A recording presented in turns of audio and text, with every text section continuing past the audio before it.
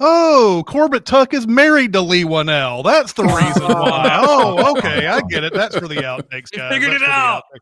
We got the out. Yeah, there we go. That's how we start the show. Anyway, hello, everybody. Welcome to Recotopia, episode 149. I'm Chris Atkinson, joined by Jeremy Scott. Hello, everybody. And we are also joined by Aaron Dicer. Hidely ho, Maximum Overdrive Arenos. Ooh, Maximum Overdrive. Making the show. Also making the show is Chat. We'd like to welcome them for coming out here and watching us talk about movies on a Tuesday. Appreciate you guys coming out. And we'll get on to the small recommends. And I will start us off with a movie that was nominated for some Oscars. It's called Anora, the new Sean Baker movie. It is about a woman who is a sex worker who works at a strip club and meets a Russian oligarch's son, and the Russian oligarch's son pays for her to be around for like a week or two or something like that, and introduces her into this world of partying and fun and everything. And then looks like they're having a grand old time, and he asks her to marry him, and then they go to Vegas and do that. But there's a problem. The Russian oligarchs, the father and mother, don't want this marriage to happen because Anora is not to their station, and the whole rest of the movie is basically trying to find him when he runs away. I have not given this movie any justice with its synopsis, but I want you to guys to kind of like experience this on your own, because I didn't really know much about this movie going in. Only knew that Mikey Madison was in there, and I'd seen her in Once Upon a Time in Hollywood and Scream. She's been nominated for an Oscar. I think it's a well-deserved nomination. And this new guy who plays, and this is what's funny about this movie, is that when the Oscar nominations came out, I thought that the Oscars were being lazy and they were just nominating the other co-lead in this movie. And he's good. He's totally great. But there's another guy in this that Anora has a strikes up a friendship or weird kind of relationship with during the movie, and it's really the heart and soul of that movie. And I was just sitting there going, man, I could spend another hour with these two. That it's so good. But the guy's name is Yura Borisov, who plays Yura Igor. Borisov. What's that? I said, Yura Borisov. You take that back. But anyway, I really, really enjoyed Anora. I think this is another movie that fits in that Sean Baker world. I know that's not for everybody, but I think even if you didn't like something like Red Rocket, you're going to like this movie. Man, I don't know what to do with this guy, because I love the Florida Project and I hated Red Rocket. So I guess I'll watch this and probably fall right in the middle. I don't know. I think you might really enjoy this. This is a movie that, while there's a lot of seriousness to it, they find humor in all sorts of different ways, and I think it's great. It's my favorite Sean Baker movie, which isn't saying a ton for me. I don't usually we're not on the same wavelength necessarily. I didn't like the Florida Project that much, and really didn't like Red Rocket. But this is funny. This movie, in my opinion, is a comedy that has those things to say that Sean Baker has been saying in his other movies, and I think less elegant ways for me personally. He says it in a more elegant way here, and I don't know. I think it's really good. The performances are great. I think it wanders a little bit, gets a little bit messy, but it's still my favorite Sean Baker. So yeah, it's worth a watch for sure. Yep. Jeremy, what do you got? I watched a movie from 1991 that I had maybe faintly heard of, called Mississippi Masala. Oh, yeah. This is Denzel Washington. Now, he's already done, I wanted to clarify, of course, he's already done St. Elsewhere. That was what sort of made him a star.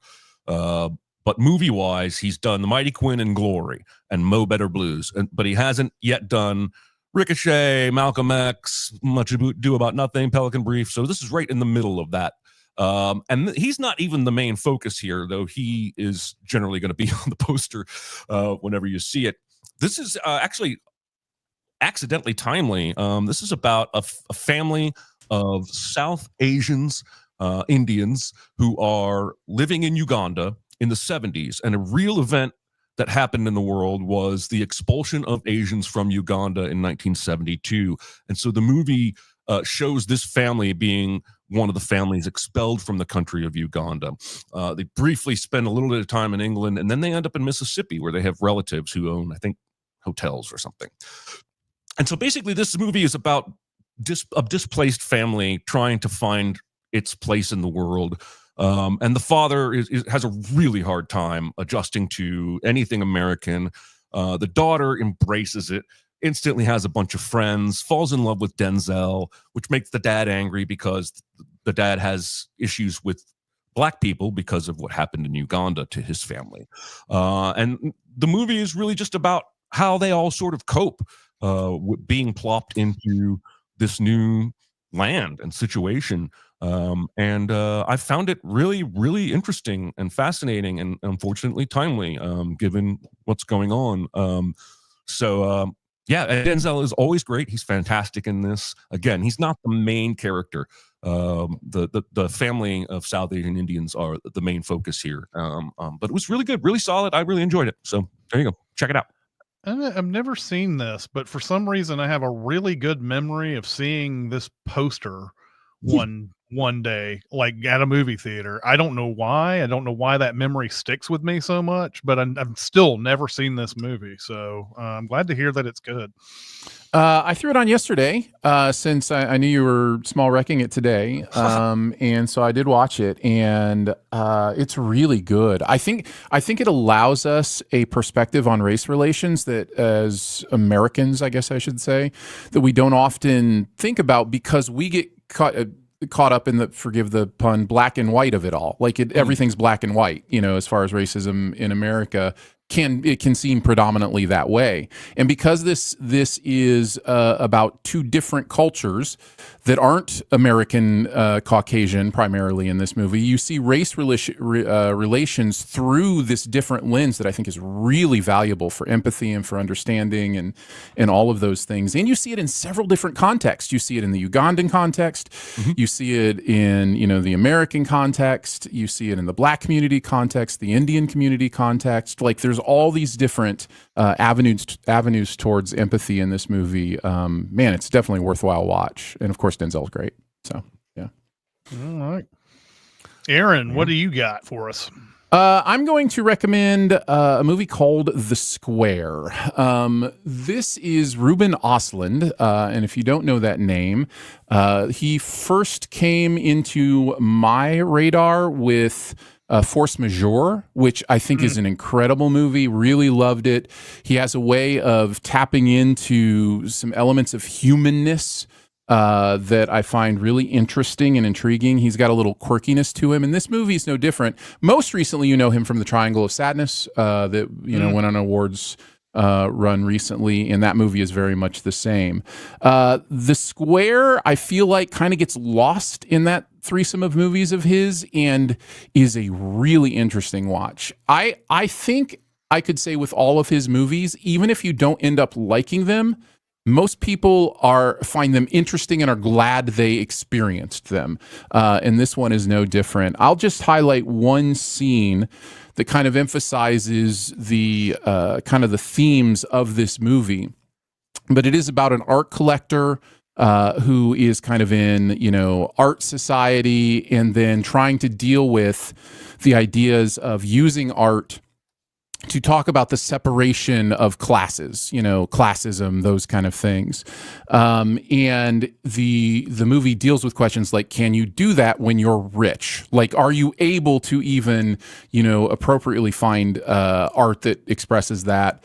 The one scene I wanted to talk about, if you're watching this, the picture is that scene. There is a man in this movie who imitates a chimpanzee. and it is the most incredible chimpanzee imitation I have ever seen in my life. He wears. How many have you seen? I've seen plenty of people try to imitate monkeys. I've seen Andy Serkis do Planet of the Apes movies. He's good. Like there are reference points here, but this man is good in not just a way of impersonation, but actually a way of like encompassing how a chimpanzee would act in this situation. So he comes into this room of all these finely dressed people at this banquet, and it's supposed to be this art piece or whatever, and he is just as if you let an actual chimpanzee out into this room. And so all of these people are trying to process, wait, this is art. Is this funny? Is this cool? Is he going to kill me? Like there's like all this stuff is going on, and the subtext there is really, really interesting. The movie is worth it for this scene alone, but I think overall the movie has some really incredible moments. I guess I could tell you the setup is he gets his wallet stolen, and he gets pickpocketed, and he knows because his phone was stolen too what apartment building it's in. So he writes a threatening letter and puts it in every single apartment in that apartment building, and then so it's kind of the ramifications of making that choice. So anyways, very interesting movie. How does he go from that to chimpanzee? Well, it's again the movie because this is like a banquet for his museum or his art collection or whatever. So if Ruben Östlund movies go all over the place. Like they're that's one of the things he does to explore the the ideas that he's dealing with or whatever. But yeah. It's interesting stuff. Right. Oh, I should mention Elizabeth Moss is in it. Dominic West shows up too. So there are a few faces you might know as well. Yeah. Well. Go ahead, Chris. No, that picture alone makes me want to see this movie. So anyway. It is a very compelling picture. I give you that. I just want to point out you have never seen me do a chimpanzee imitation. That's fair. Are you going to do it now? On the record, no. Okay, all right. I was just checking. No further questions, Your Honor. Oh my goodness. Okay. On to our big recommend, which is Duel from 1971, and this one was mine, so I will take it away. Duel is a made-for-TV movie that aired on ABC in November of 1971, directed by Steven Spielberg from a screenplay by Richard Matheson, based on a story he had published in Playboy after he had an incident with a big rig in 1963. David Mann, played by Dennis Weaver, is driving his car on a lonely highway in the western United States to do some business. On the way, he listens to the radio and a man talking about his embarrassment at not being the true head of the family because his wife is. As David is about to find out, he's going to be in a similar predicament concerning manhood when he encounters a slowly moving truck that says flammable. This seems like a normal everyday occurrence, and David does what everyone would do in this situation, find a good time to pass the truck and move on with his life. But then, moments later, the big truck zooms past David and then slows down to a crawl again once he gets in front. David soon passes again and gets a rude honk from this truck as he goes by. David makes his first stop of the trip at a gas station where the big truck also stops. The driver never makes an appearance, but David notices some dirty brown boots under the truck on the passenger side while his car is being serviced. After refusing a new radiator hose, the serviceman says, "You're the boss," and David says, "Not in my house, I'm not." Not long after, he's on the phone with his wife, and we find out there was an incident where a man named Steve Henderson made an aggressive move on his wife, and the fact that he did nothing is still a bit of a sore spot between them. Ultimately, his wife tells him he needs to hurry up his business and get home soon. After leaving the station, the big truck catches up to David, and he's back into a conflict that he never thought would continue. Once again, the truck passes and slows down in front of him. This time, when David tries to pass, the truck merges over into the other lane to prevent it. Eventually, the mysterious asshole driver waves him to pass, but when he gets into the passing lane, he is greeted by a car driving the other way, and it nearly causes a collision. Eventually, David sees an opening on the side of the road that will allow an off-road pass, and he leaves the truck in the distance. Problem solved, movie over. Psych! The truck comes barreling down the street at David again. This time, he figures just increasing his speed to dangerous levels will help him leave this truck in the dust, but the truck seems to be supercharged in some way and keeps up. During this exchange, the truck actually makes bumper-to-bumper contact with him.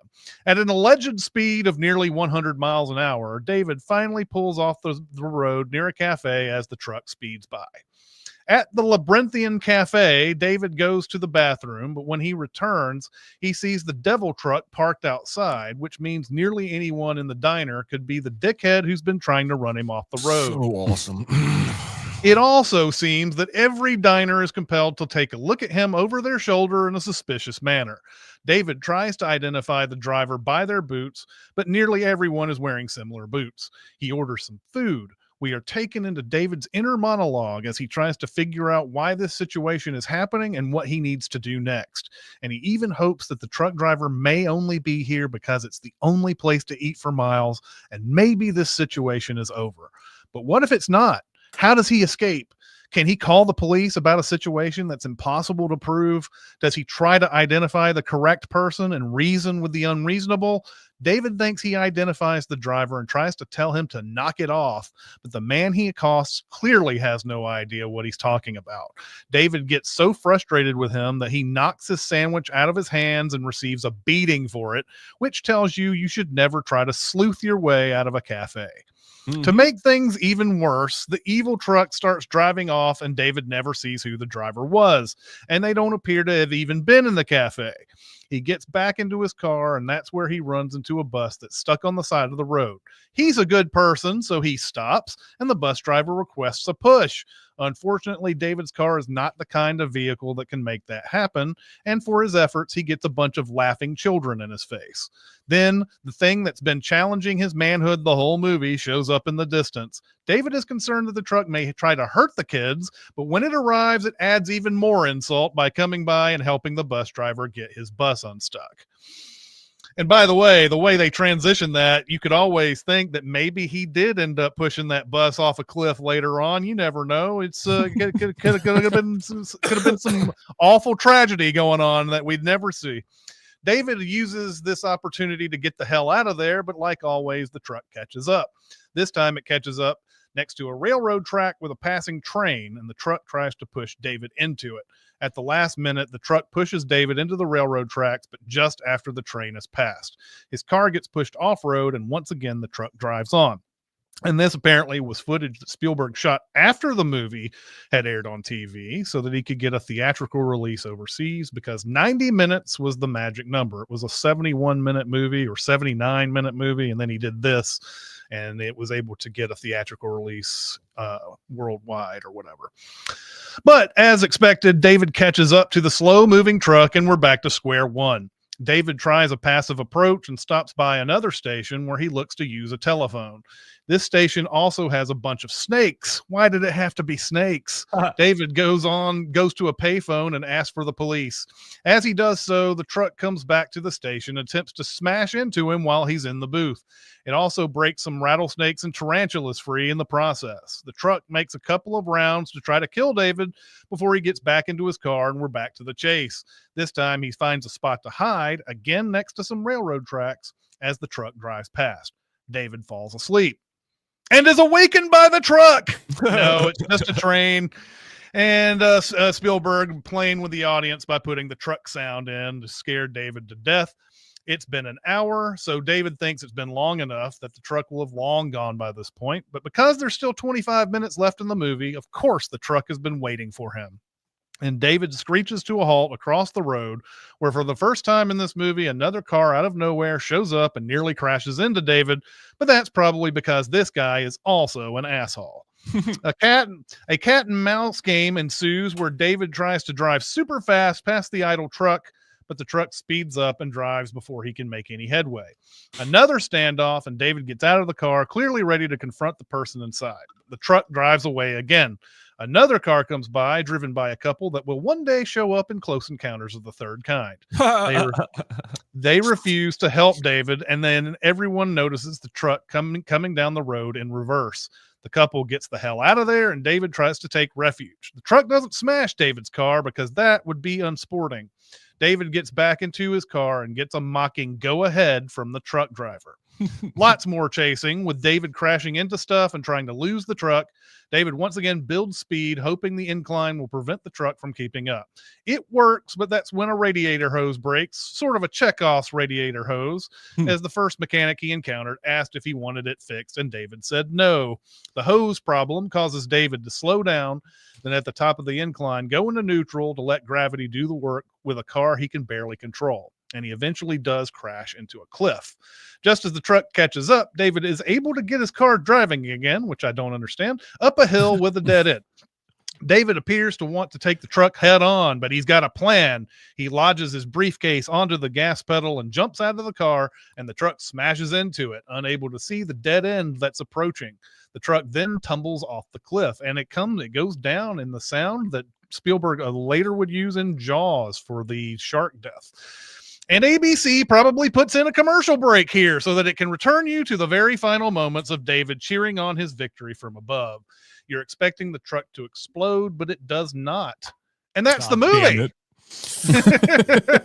Well, one of my big notes I wanted to get out is I can't believe we've been staring at the word flammable all movie long and this truck doesn't explode.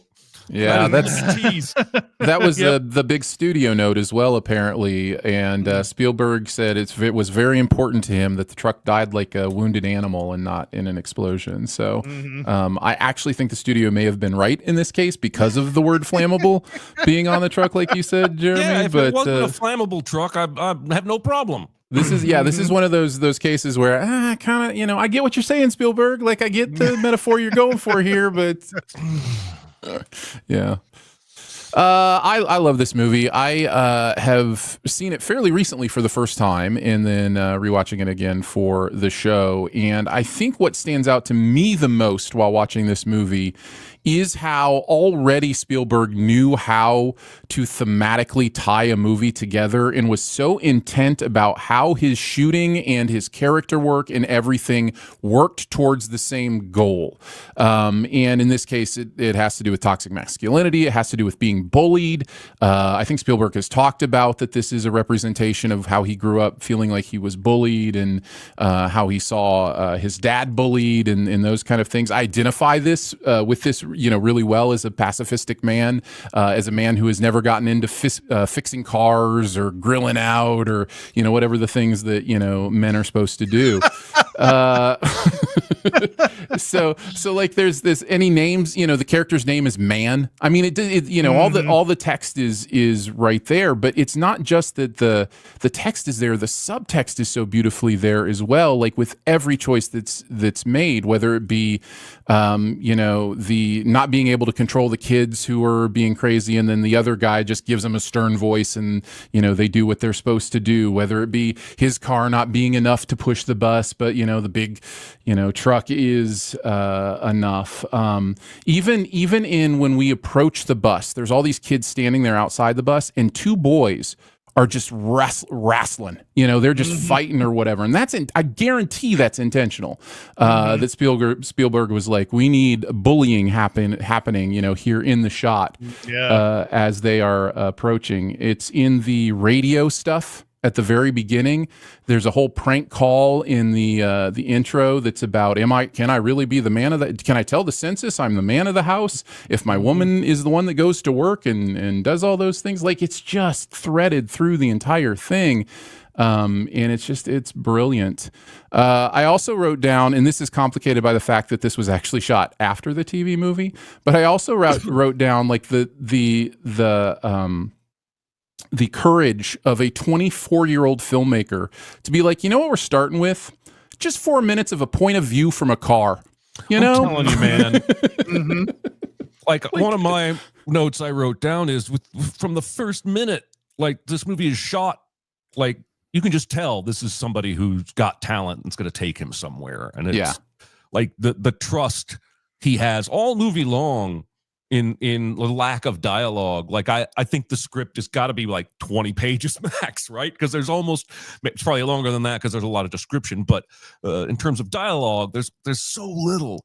And he just lets what's happening play. And it's confidence. clearly that he probably has for good reason, because it's not like this is the first thing he ever filmed. But still, just I was in awe of how this movie was shot.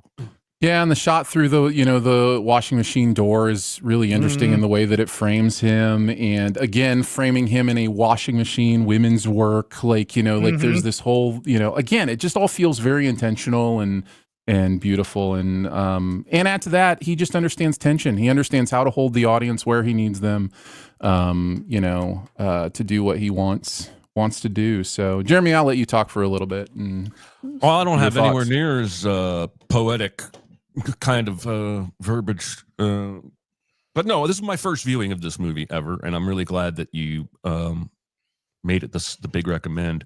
My one big question I kept asking the entire movie, almost to the end, is that at some point, do you not just go home?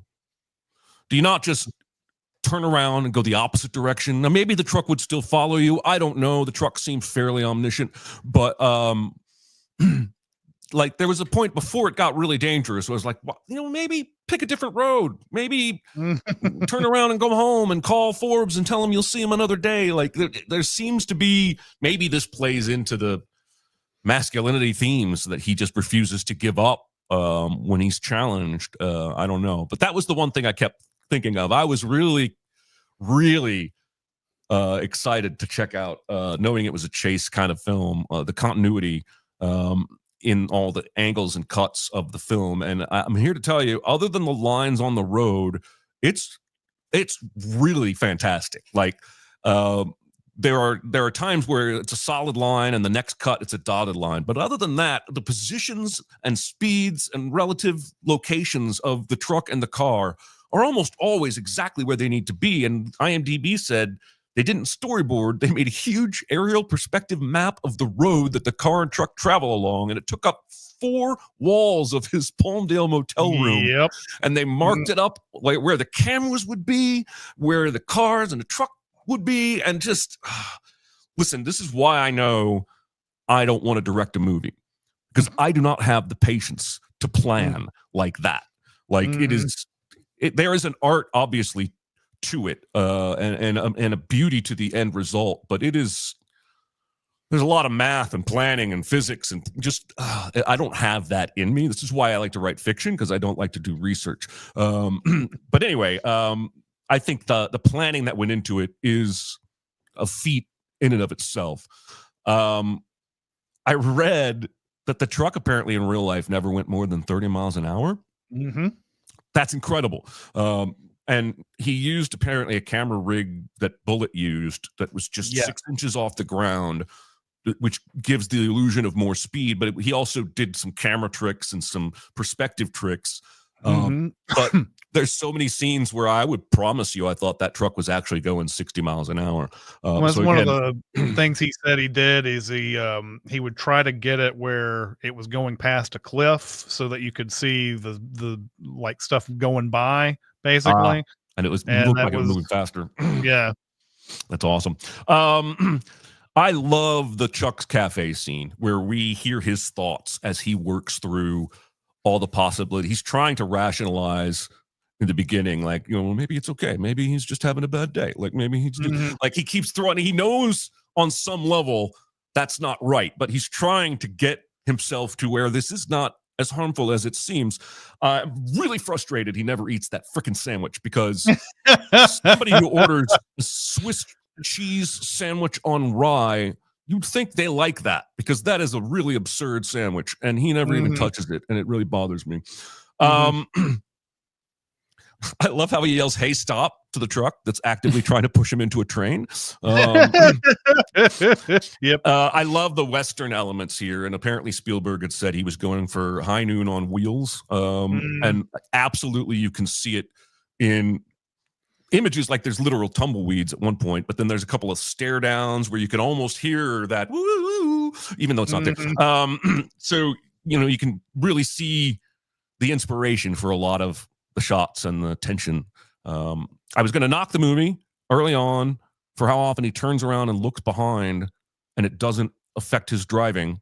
But then by the end of the movie, it happens several times where he almost veers off the road because he's looking behind. So again, Spielberg thought of everything. And I just want to say again, I'm pissed the truck doesn't explode, but that crash is awesome. Like the fact that it goes on for as long as it does, and all the crunching, and it's fantastic. It just doesn't explode. Well, and apparently he had multiple cameras on the crash. He needed to have multiple cameras on several of these things because he had, one thing that I found out during the thing that's on the Blu-ray is that he had 10 days to shoot this. He went over by 3 days for I guess for some extra things, but he had only that amount of time. This movie was basically going to air 3 months after he shot it, so he had to get it done fast. And the one thing, that crash had multiple cameras on it, and when they went in the editing room, it was that one that captured that whole descent down, that he was like, we can't cut anywhere else. This is the best shot, and this is the best way to end it.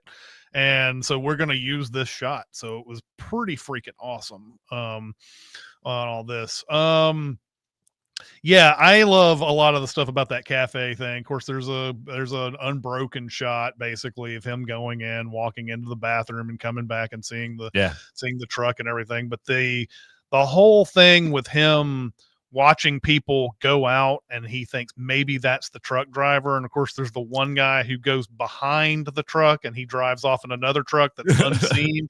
Yep. It reminds me a lot of Jaws, when Roy Scheider is looking out to the water and he's looking for the shark, and it's just like people playing like, oh no, that might be the shark. Oh no, it's just somebody in the water splashing around, or that type of thing. It's you can see a lot of Jaws in this movie, which is funny. We sit here and go, man, Spielberg really knew what he was doing on this movie, and he nearly got fired on Jaws because he didn't know what he was doing.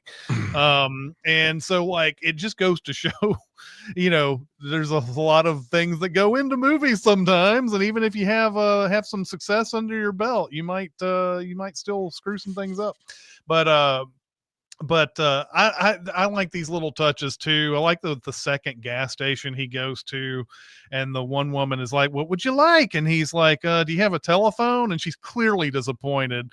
He's like, I got one around back. Do you want anything on your car? And he goes, I guess fill it up with some ethyl and to wherever point you can get. And she goes, all righty.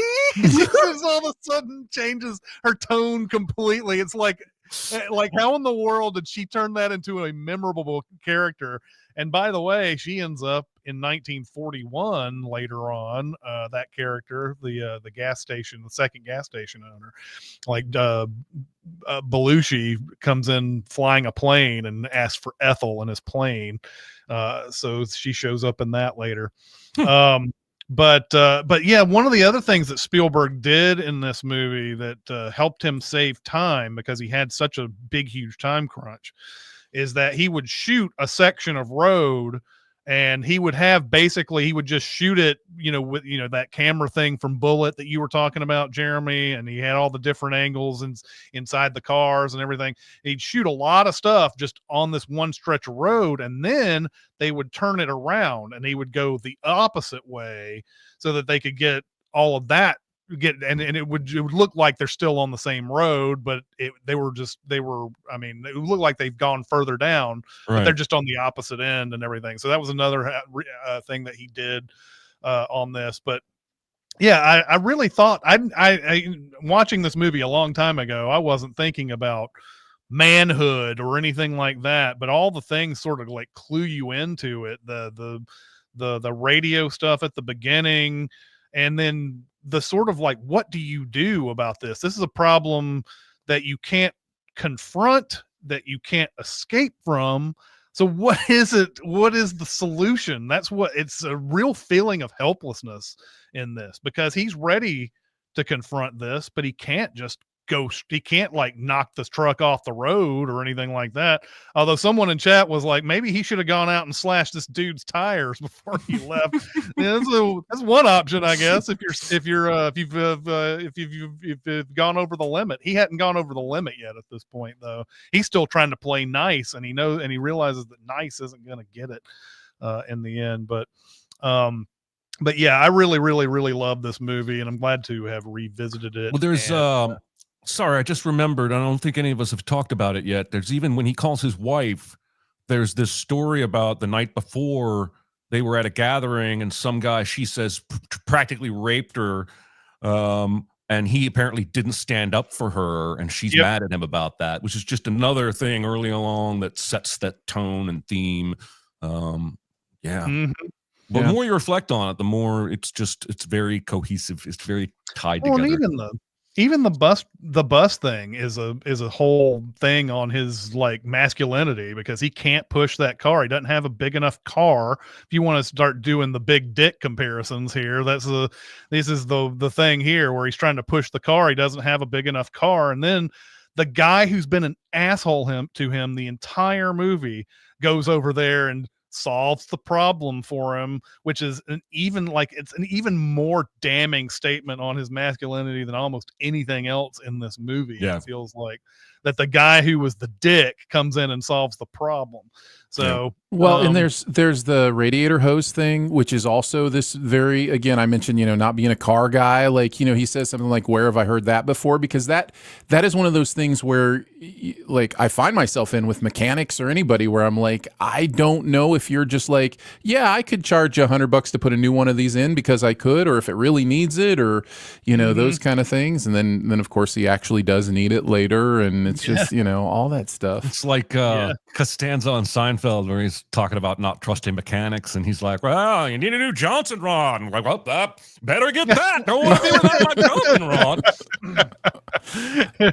The other thing about the ending that I found interesting in some of the research was that they, like you said, Chris, they only had one take on this. Like they knew they were only going to get to do this once, and they literally, the driver had to bail out of that truck before it went over. That was a driven truck that he had to bail out of, and he tried to shut the passenger door, on the way back, and it didn't shut. So if you watch that shot, the driver door is wide open as it's coming down there. And so Spielberg shot some extra like blood on a steering wheel to insert there so people knew the driver didn't escape. Like he didn't want people being like, oh, see that door open right there? You know what that means? That means he's still alive. Here comes the sequel.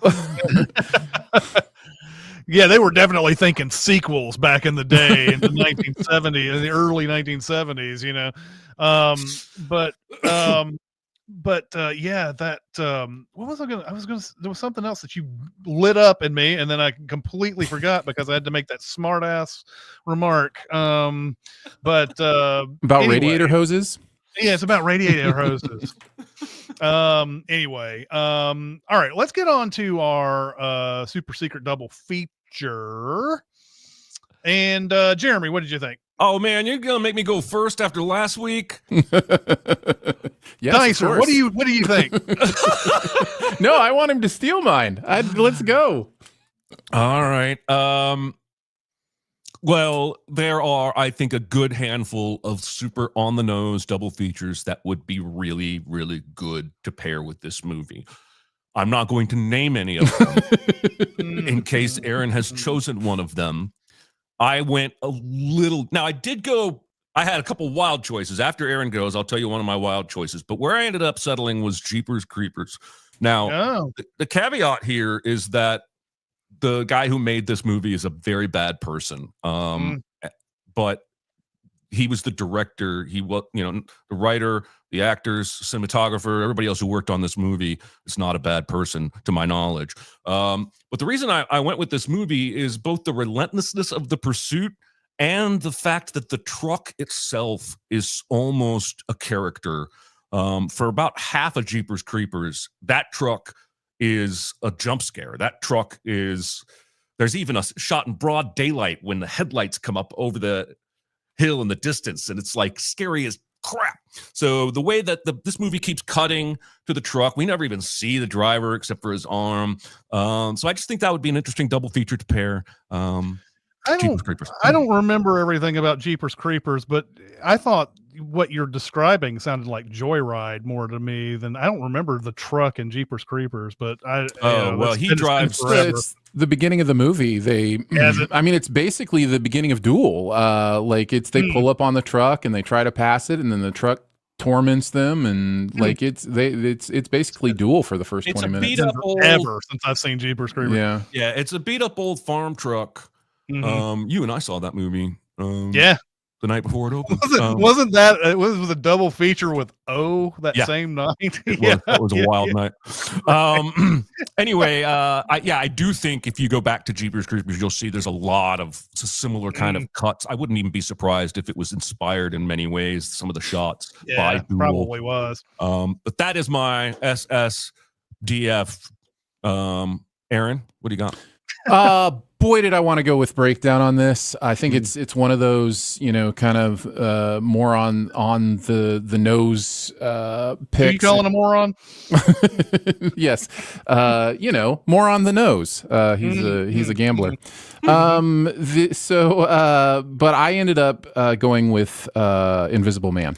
Speaking of nice. I think there's some real interesting parallels here with an unseen pursuer that work really well, and the helplessness that there is in a situation where all the control is elsewhere, and it deals with the other side of toxic masculinity, as far as towards women and not other men. So and the ways that presents differently generally when dealing with the way men enact toxic masculinity on women versus men. I went with fascinating. Invisible Man. It's funny that, as I started watching Duel and I started thinking about breakdown as well, I was like, man, I must really have a thing for asshole truck driver movies where, they put the everyman in danger doing some trying to get somewhere or whatever. But it would go along well with breakdown. But I like you guys's off kilter ones. I thought my the one I almost wanted to go with was Predator, and I thought that was just a little too out there. But now that Aaron's gone Invisible Man, maybe I could have gone Predator. I think there's a connection there, maybe. But I still like Jeepers Creepers there, just for the Terminator. You just like man versus machine, man. You could even go Halloween, the truck almost feels like Mike Myers in some ways. Like this just pursuer. Yep. All right. Good stuff. He couldn't see me. All right. What? I believe Jeremy's turn next week. What is the homework for next week? What are we going to watch next week? Next week, we're going to watch a movie that I have seen a few times, from 2007 called Before the Devil Knows You're Dead. This is Philip Seymour Hoffman and Ethan Hawke. They are they're brothers. They're sons of Albert Finney and Rosemary Harris. That's Aunt May. And the parents own a jewelry store, and one or more of the sons or acquaintances decide to rob said store. This movie is completely presented out of sequence. You're going to jump back and forth in time several times as we follow different people through the same events, almost Rashomon style. But Philip Seymour Hoffman is incredible in this movie. It's a Sidney Lumet, not sure how to pronounce his name. And it's an 89 on Rotten Tomatoes, so I think the critics generally love it. Now, this movie is everywhere. It's free on Philo, Peacock, Tubi, Pluto, Roku, Crackle, Plex, and then if you have Hulu or Amazon, it's on there as well. And it also has the other Aunt May in it too, right? Marissa Tomei in this movie? Yes, Marissa Tomei is also in it. Yeah, I didn't even make that connection. That's wild. Like if they could have just gotten Sally Field, we could have made a triumvirate there. That's funny. Yeah. All right. Cool. I haven't seen this movie since it came out, so I'll be happy to revisit this one for sure. And I've never seen it, so this will be my first time. Even better. Nice. This is a really good one. So. This might have been Lumet's last movie. I don't know. He died sometime close to this, I believe. Died in 2011, and this came out in 2007. So let's see if he has anything that came after this. My internet is as fast as I can pay for, and it's never fast enough. It's always slow. Before the Devil Knows You're Dead was his last movie. Yeah, that's what I thought. So yeah, 74 directing credits. yeah, and this will be our second one of his too. I believe we did 12 Angry Men. Yes, not too long ago either. So we're collecting some Lumettes here. Yeah, Jonathan will be pleased. All right. Looks like we have some time for some questions. So let's go to the question pile here. I'm gonna have to click on some things and then get there. All right. I had it up and now I don't. Okay. Questions. What's your favorite movie MacGuffin? Mine, I just went with The Body of David in Rope, which is the movie's primary plot driver. But we never really get a sense for who David is, or motivation is so not the point in that movie. In fact, it's the anti-point, that it's really all about the philosophical conversation. So that's what I went with. Awesome. What about you, Jeremy? Well, I wrote an answer down that I'm reading it. I don't like that. It's not good. It's not good. It's not good. So I'm just going to go with the most recent one. It's not my favorite. It's just the most recent MacGuffin. Literally the most recent MacGuffin I've seen, and it's the Codex in Venom: The Last Stand. Which I found to be a very confusing and pointless piece of let's get everybody where we want them whenever we want them there. And as somebody who unabashedly loved the first two Venom movies, I didn't have a good time here. I was disappointed. But the Codex is just, they might as well have literally called it a MacGuffin. Yeah. I went with the School Bomb and Die Hard with a Vengeance. Nice. It's definitely something that has everybody scattered and looking for it. Now, it may not completely and totally fit the model of what the MacGuffin is, because it only turns out to be not a bomb at the end. Like if it really was, then I guess it no longer is a MacGuffin. But the fact is that since it's just it's something that gets everybody moving, and so that he can go and rob the Federal Reserve and everything, it just sort of becomes a MacGuffin. So anyway, going over to the chat. By the way, Ink Lilith says, no question, just want to say y'all are super dope. I love everything you do. Well, thank you. Awesome. Thank you so much. That makes me feel good. Let's see. Josh says Da Vinci Code series movies have some pretty good MacGuffins. And Nolan says the Maltese Falcon is the OG on that. Man, it's been forever since I've seen the Maltese Falcon. Me too. I need to revisit that movie. And Castro says the special piece in the Lego movie is the piece of resistance. Yes. Yes. And ShaggyNet says Arlington Road, which I think is a sort of a reference to what I was talking about in Die Hard, the fake bomb, basically. And Polly says, in Back to the Future, is the future a MacGuffin? I think it is. I think the future, Conan. The future. I got. Let's see. Let's do one more question at least here. Who are two actors you confuse when you see their names?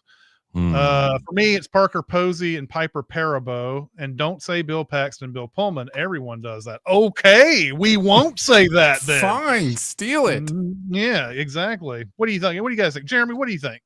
Well, again, I wrote these answers like a month ago. I don't like these answers. Oh no, I was reading the wrong one. This is correct. This is the right one.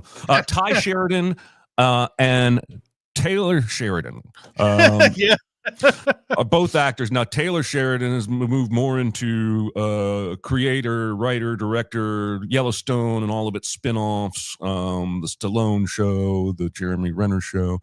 but he is still an actor and started as an actor. And then Ty Sheridan is an actor and a writer apparently, and he was in Ready Player One. But he also looks like Barry Keoghan. So when I see him next to Barry Keoghan, I get those two confused. I get those guys confused a lot when I see them at first. I have to go through the whole like mental like he's in this movie. Okay, yeah, that's Ty Sheridan. Or you know, like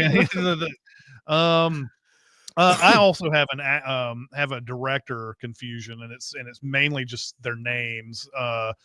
When I hear Gareth Edwards and Gareth Evans, I always have to sort of run a program in my head to figure out which one of these guys did Godzilla and which one of these guys did The Raid. And then there's a classic one, and I feel bad that I always run through this, and I know this is a running joke, and it's very much like the Paxton Pullman thing, but Dermot Mulroney and Dylan McDermott always gets me going into that thing. I'm good these days when hearing the name, picturing the right person, but there was a time where it was really, really tough for me to, like, when you said any of those names, me coming up with the right person immediately. And those names, how are those names that close? And they came up at about the same time too. So anyway.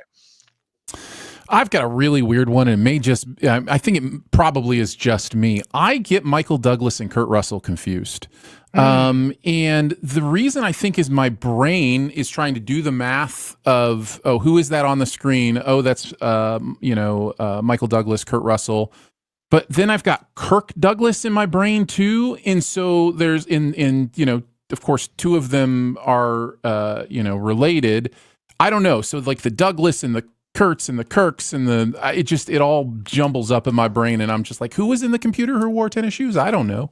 Then you throw in Michael Keaton, whose real name originally was Michael Douglas, but he couldn't move that in Hollywood because there was another Michael Douglas. Who knows? That's correct. Looking over at the chat, Josh says Terrence Howard and Terrence Malick. Not that Malick is an actor, but yeah, the question is about names, so it makes a lot of sense. Nolan says Will Smith the actor and Will Smith the Dodgers catcher and Will Smith the pitcher. Yes, that is a good thing if you're into baseball. Michael Jackson the pop star and Michael Jackson the kicker who kicked for a long time in the NFL. Yes, there was a time where like if you went to social media and you'd see something like Will Smith trending, you're like, which Will Smith? There's a whole bunch of stuff going on. Polly says the Skarsgård and Skarsgård gets me. It gets us all, man. It gets us all. I think I don't know what it is that I do to sort of correct myself when I see those names, but like I have probably said Peter Skarsgård and Stellan Skarsgård several times over my life, and it's amazing like how are there's got to have some relation somewhere. Like you go further up you go back in time, there's got to be some sort of connection between those guys, right? Nolan says Ansel Elgort and Taron Egerton. Yeah. I would say probably more looks wise than name wise, probably is what I'm guessing. Nolan, who his last name is McDermott, says McDermott, you say. Let's see. Tatsu says, for the longest time I thought Rainn Wilson was Hank Azaria. Then I finally saw what Hank Azaria actually looks like. Castor says Ed Helms and Ed Harris. Josh says I also confuse Amy Adams and Rachel McAdams. And then Shaggy has Michael B. Jordan on there. Yeah, that's the reason why they put the B in his name, so know. Is Topher Grace and Tobey Maguire a confused one a bit? That one messes with me sometimes too. I don't know why. Yeah. But yeah. And they were both in Spider-Man 3. That's true. One of them was a heavy poker player, and the other one played a poker player in Ocean's 11. Ooh, actually, he was playing himself. Look at that! Was a lightning quick connection. I love it, Jeremy. Yeah. Oh my God, that was amazing. Synapses are firing, baby. Yeah. That's right. All right, that's going to do it for this week. Thank you guys so much in chat for coming out today. We appreciate it. Next week is Before the Devil Knows You're Dead. And I can't wait to look at that again. But that's going to do it for this week. We will see you next time. See you guys. Bye.